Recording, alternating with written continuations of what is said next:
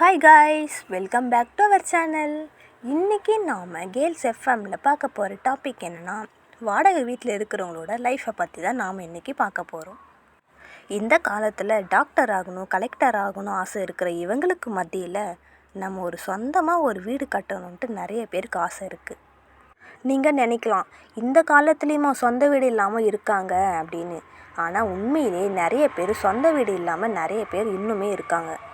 நம்ம சொந்தமாக ஒரு வீடு வாங்கணும்னு நினைக்கிறதே முக்கியமாக நம்ம படுற அவமானம் தாங்க. முக்கியமாக சொந்தக்காரங்க நம்மளை மதிக்கவே மாட்டாங்க. வீடு வாடகைக்கு வேணும்னு கேட்க போனால் அங்கே 100 ரூல்ஸ் போடுவாங்க. நமக்கு வேறு தான் வழி இல்லையே, அந்த ரூல்ஸ் எல்லாம் கேட்டு இருந்து தாங்க ஆகணுமே. அதை விட கொடுமை நிறைய இருக்குங்க. நம்மளால் உடம்பு முடியல அப்படின்னா லீவ் போட்டுட்டு ரெஸ்ட்டு கூட எடுக்க முடியாதுங்க. இப்படி வீட்டில் லீவ் போட்டுட்டு இருந்தேன்னா வாடகை எப்படி கட்டுவேன்னு கேட்டு அசிங்கப்படுத்துவாங்க.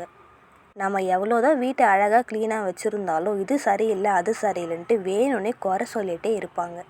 இதெல்லாம் கூட அக்செப்ட் பண்ணிக்கலாங்க. நிறைய இடத்துல இன்னுமே நீ என்ன கேஸ்ட்டு என்ன ரிலீஜன்னு கேட்டு தாங்க வாடகைக்கே தராங்க. நம்ம ரிலேஷன்ஸ் யாராச்சும் வந்தால் திட்டுவாங்க. அவங்க நைட்டு ஸ்டே பண்ணுற மாதிரி இருந்தால் இன்னும் திட்டுவாங்க. டிவி சவுண்ட் அதிகமாக வச்சா அதுக்கும் திட்டுவாங்க. பசங்களுக்கு ஏதாச்சும் வாங்கிட்டு போனால் பார்ப்பாங்க. நம்ம வாடகை தர ஒரு 2 நாள் லேட் ஆச்சுன்னா போதும், அந்த இடத்துல அதை சொல்லி காட்டுவாங்க. பசங்களுக்கு இதெல்லாம் வாங்கிட்டு போய் தர தெரியுது, வாடகை தர தெரியலையான்னு கேட்பாங்க. இதோட வழி எல்லாமே வாடகை வீட்டில் இருக்கிறவங்களுக்கு மட்டும்தாங்க தெரியுமே. நம்ம எல்லாருமே மனிதர்கள் தாங்க. வாழ போகிற கொஞ்ச நாளில் ஆச்சு மற்றவங்களை கஷ்டப்படுத்தாமல் நம்மளால் முடிஞ்ச உதவியை செய்யலாங்க.